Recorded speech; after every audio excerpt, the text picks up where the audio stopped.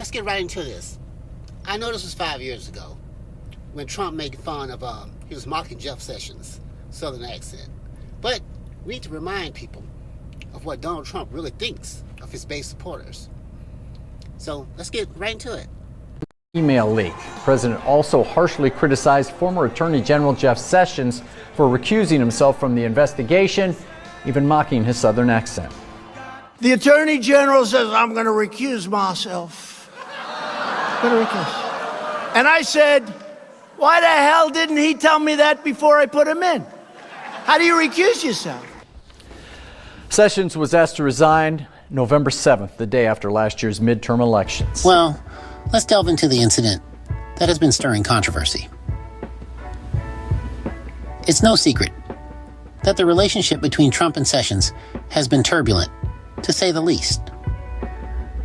The two have been at odds for quite some time, with this recent incident adding even more fuel to the fire. The contentious statement in question? Trump, in a display of mockery, imitating Sessions' Southern accent.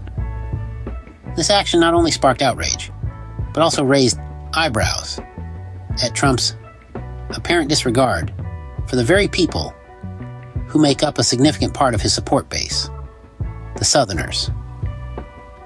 The relationship between Trump and Sessions was originally built on mutual political benefit, but it has since been marred by public disagreements and personal jabs. This latest incident, however, has taken their feud to a whole new level, and it begs the question, if Trump can mock Sessions, a key figure in his own administration, what does this say about his respect for his own supporters? So, what does this incident tell us about Trump's view on his own base supporters? Let's explore that in the next scene.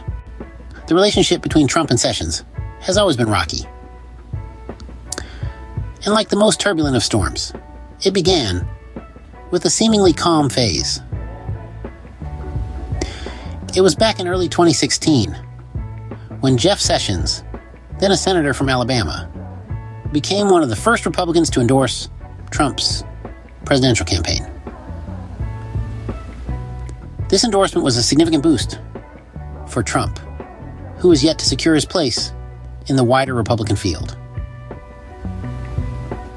In the aftermath of Trump's successful campaign, Sessions was rewarded for his early loyalty with an appointment as Attorney General.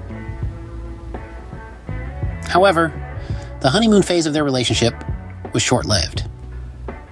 The first cracks appeared when Sessions recused himself from the investigation into Russian interference in the 2016 election. This decision, which Sessions believed was necessary to uphold the integrity of the Department of Justice, was seen as a betrayal by Trump. The president felt that his Attorney General should have protected him rather than stepping aside. The tension between the two continued to escalate over the next few months. Trump publicly criticized Sessions on several occasions, expressing regret over his appointment and blaming him for the ongoing Russia investigation. Sessions, for his part, remained relatively silent, absorbing the blows and continuing with his duties. Then, in November 2018, the hammer fell.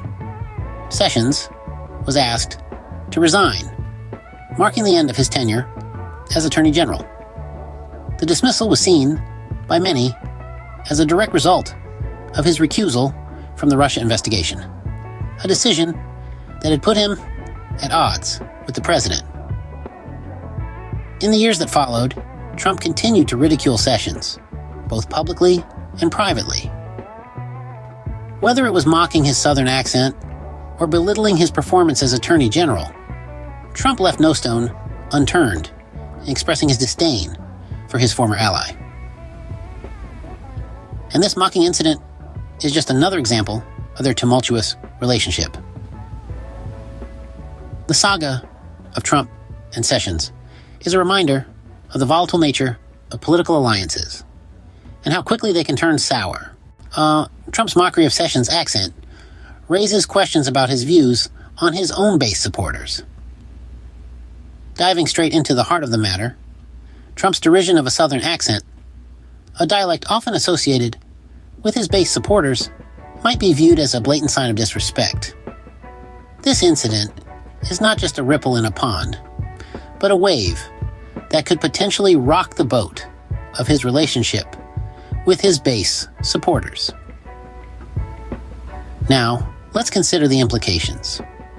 Trump's base supporters, who hail from all walks of life, but notably from the southern states, have been staunch defenders of his policies and actions. They've weathered storms of criticism and controversy, standing by their chosen leader through thick and thin. But this public mockery of a Southern accent, a characteristic so closely tied to their identity, might just be the straw that breaks the camel's back. The Southern states, colloquially known as the Trump heartland, have been the backbone of Trump's support. This incident, seemingly trivial on the surface, could potentially leave a sour taste in the mouths of these loyal supporters. After all, it's not about the accent, but about the perceived level of respect and understanding from their leader. Trump's base supporters have always admired his no-nonsense, tell-it-like-it-is style. But there's a fine line between being candid and being disrespectful. This incident might have crossed that line for some of his base supporters, leading them to question whether Trump truly respects them or merely sees them as a means to an end. It's worth noting that Trump's base supporters are not a homogeneous group. They're a diverse mix of people with varying levels of tolerance for such antics. Some might brush it off as just another Trumpism, while others might see it as a slap in the face. It's this uncertainty that adds fuel to the fire of this controversy. In the grand scheme of things, this incident could affect the perception of Trump among his base supporters. It might cause them to question their unwavering support, to reconsider their allegiance, and to reflect on their choice of leader. It's clear that this incident has sparked a lot of conversations about Trump's views on his base supporters. What are the potential consequences of Trump's actions? When considering the potential fallout from Trump's actions, it's important to remember that politics is a game of perception. His mockery of Jeff Sessions' Southern accent could be seen as a dismissal, not only of Sessions, but of the Southern culture that makes up a significant portion of his base supporters. This could result in alienation of these supporters, potentially impacting Trump's political standing. Imagine being a part of a group that has staunchly supported Trump, only to hear him mock a characteristic that is a part of your identity. It's like being invited to a party, only to be made fun of when you arrive. This kind of behavior could lead to a sense of disillusionment among his base supporters, leading to a decrease in their enthusiasm for his leadership.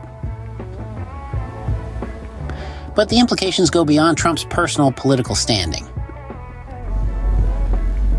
His actions also play into the larger political climate in the country. When the leader of a nation openly mocks a culture, it can contribute to a divisive environment. It could potentially fuel a sense of us versus them, dividing the nation further on regional lines. Moreover, it can set a dangerous precedent. If the president can get away with such behavior, what's stopping other politicians from doing the same?